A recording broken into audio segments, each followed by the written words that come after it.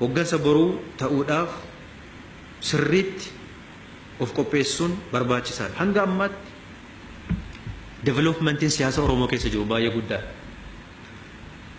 Bu'aa qabsoon Oromoo bara dheeraa uume keessaa tokko qeerroo har'aa kana. Qeerroo har'aa kana. Qeerroo har'aa dammaqsee yoo xinnaate hordaa duuba deemuu keessaa ba'ee mana barumsaa galee akka of baru of baree saba isaaf akka inni hojjetu quuqamu qabsaa'u taasise qeerroo warraaqsa gaggeessuu danda'u kana uumee jira. Qeerroon kunis dirqama eenyummaasaa umurii isaa kanatti qeerroon keenya bahee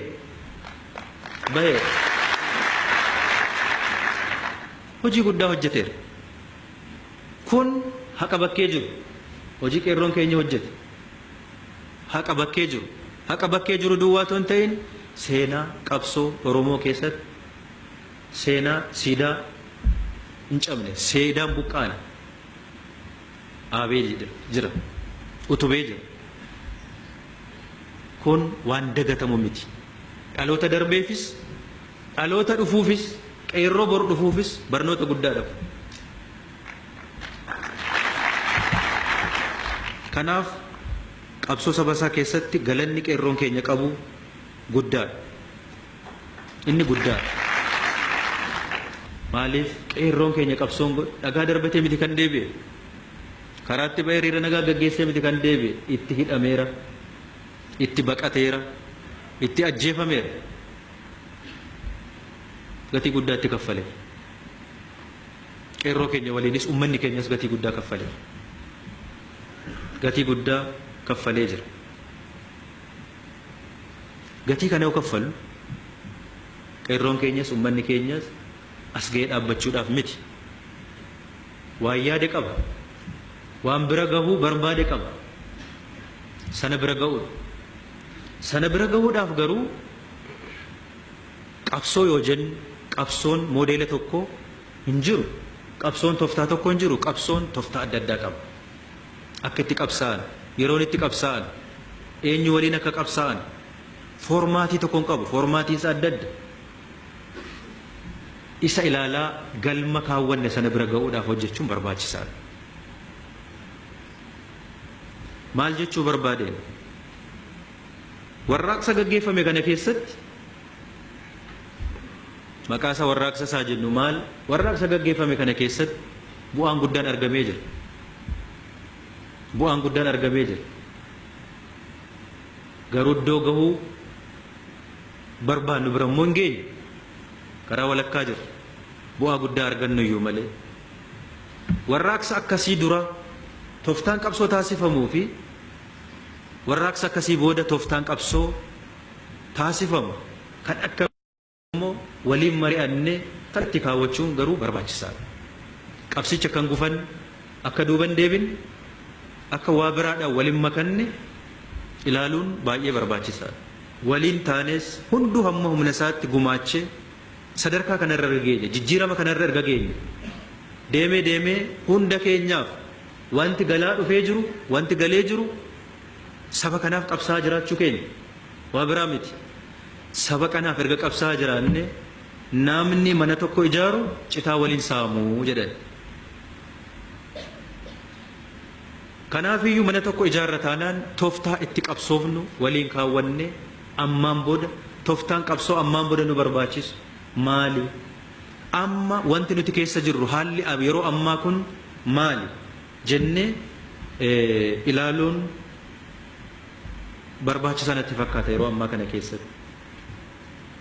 Maaliif yoo kana yerootti ilaallee mari'annee kallattii kaawwachaa deemuu baanne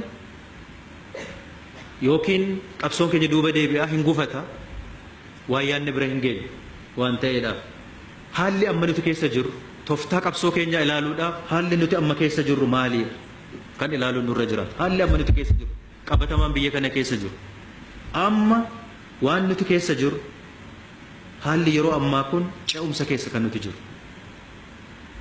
Biyyi kun walumaa galatti ce'umsa keessa jira. Transitional society, transitional economy, transitional government kana keessa kan jiru. Transitionii keessatti immoo konfliktii baay'ee jira. Iyya baay'ee, cookuu baay'eetu jira. Transitionii kana keessatti yaadi moofaa fi yaadi haaraa yerootti wal falman, hojimaanni moofaa fi hojimaanni haaraa yerootti wal falman, wal morman. Transitionii kana keessatti wanti kaleessa ture sun kan isatti oo'ee, isatti bareedee, isa fayyadee fi kan sana irratti immoo miidhamee jijjiirama barbaadu kana lamaan gidduutti konfliktii jira. Konfliktii jira har'a. Inumaa riiformii wayii kan hin barbaanne comfort zone godhatee gaariidha wanti hanga ammaatti jiru kun jedhee sanaaf vaangaardii ta'e kan dhaabbatu jira. Lakki kun geeddaramuu qaba. Riiformii barbaachisa jedhee kan falmaa jiru jira. Qaama hawaasaa, kilaasii hawaasaa adda addaa keessas falmii guddaatu jira. Kanaaf tiraanziishiniin kun sirnaan hoogganamuu barbaada. Sirnaan hooggannee ficcisiisu yookiin tokko mo'atee bahuutu irra jiraata. Tokko mo'achuu danda'utu irra jiraata kana keessatti. Yookiin inni moofaan kun akkuma jirrutti turuu qabna jedhee kan hojjetu kun sun mo'achuu qaba yoo nu fayyadate. Yookiin immoo inni jijjiiramaadhaaf jedhee kallattii adda addaan hojjetu kun isa sanatu mo'atee bahuu qaba. Yoo kana ta'uu baate duuba deebi'uudhaaf rakkootti galuudhaafis carraan sun hin jira. Waan yaadne sana bira gahuudhaafis carraan sunis hin jira.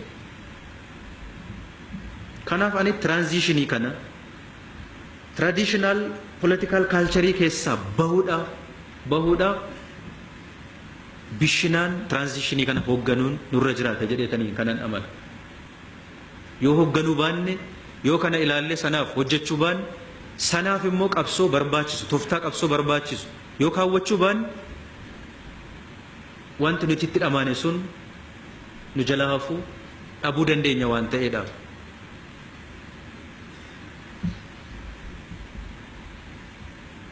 Kanaafiyyuu an kana sirnaan hooggannee waan barbaannu sana bira gahuudhaaf yeroo kamiyyuu caalaa akkuma jedhe tokkummaa keenya cimsuun, tokkummaa yommuu jennu wal dhagahuun baay'ee barbaachisaadha. Qeerroon keenya keessumaa hojjeteera, asiin ga'ee jira.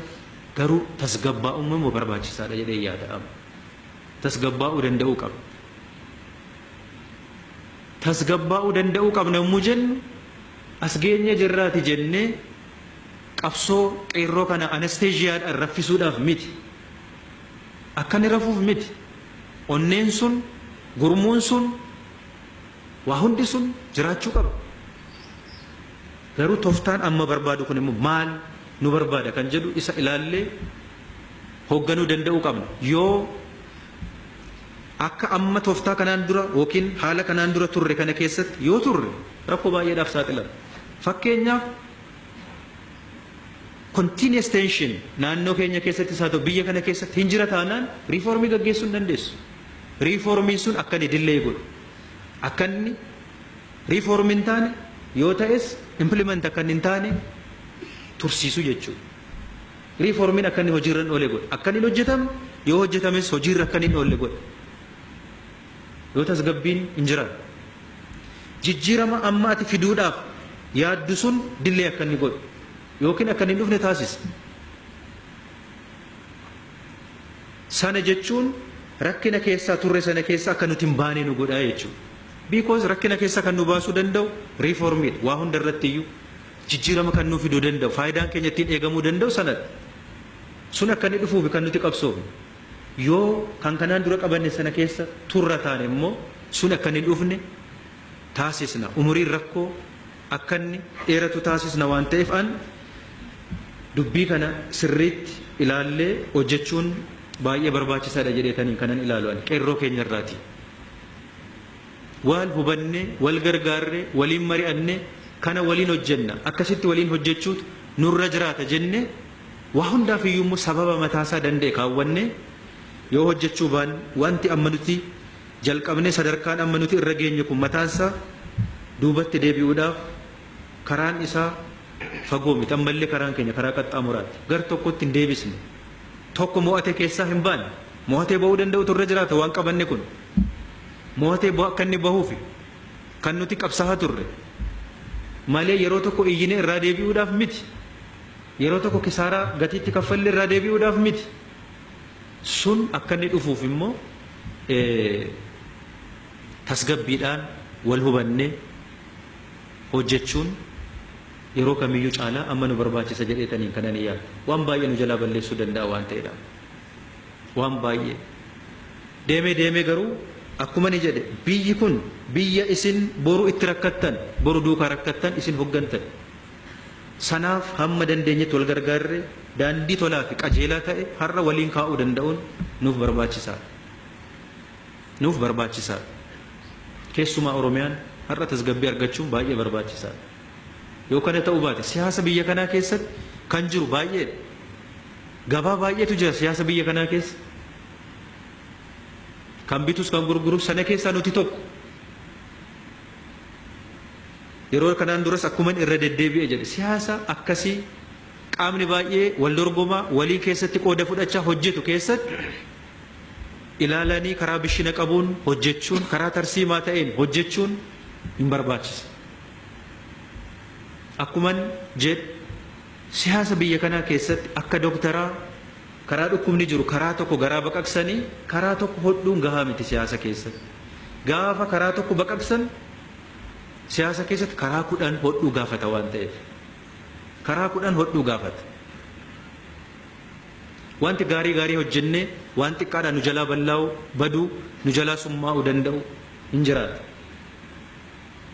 Waan ta'eef akkasitti wal hubannee wal gargaarree hojjechuun baay'ee gaarii. Dhaabni kun dhaaba keessan boru isin fudhattanii hooggantan jaallannes jibbines maaliif ijoolleen kaleessa dhagaa darbatanii fudhatanii hoogganaa turanii jiru. Warra akka adda xayyibaa faas achuma keessaa dhufan jaallannes jibbines kana amma waan kennaa walii kenninutu natural process kun sanaaf garuu of qopheessuun barbaachisaadha. Gaaffii guddaan nuti qabnu waan hojjennu beeknee nuu galee qophoofnee miti kan itti galaa jiru. Sanaaf kan itti aanu biyya kana keessa amma Oromiyaa duwwaa irratti dorgomaa taaneedhaaf gahaa miti.